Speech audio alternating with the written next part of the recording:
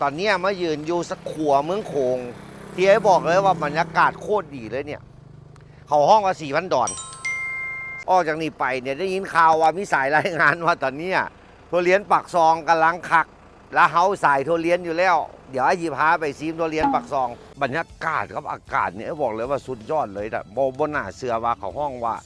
แดนหนาวภาคใต้บอกว่าไกลไปไกลมาเนี่ยผ่านบ่ได้เลยต้องมาซีมฮั่นนี่ละน้องๆเขาบอกว่าแซ่บทุกเมนูบ่น้องกองจับไปน้องไอ้ถามเดี๋ยวแซ่บทุกเมนูบ่เนี่ยเรามานั่งทุกมื้อเลยเนี่ยนั่งได้เศร้าจำคำคนต่างชาติต้องไม่ได้มานั่งเบิ่งว่าฮะนี่เป็นยังไงแล้วไอ้บอกว่ากาแฟเนี่ยอันนี้สุดยอดเดี๋ยวเจ้าไม่จำเป็นต้องใส่น้ำตาลไอ้เถียงเราอยู่เมื่อกี้นี่บอกว่าใส่น้ำตาลหน่อยนึงไอ้ซะแล้วบอกว่าลองก่อนหมอนทองเนาะอันนี้เป็นพันธุ์หมอนทองที่ปอกอยู่นี่หูยเนี่ยโลนึง50โอ้ถือว่าบ่แพงได้อุ้ยดิ้นเขาเรียนยังบ่ตาย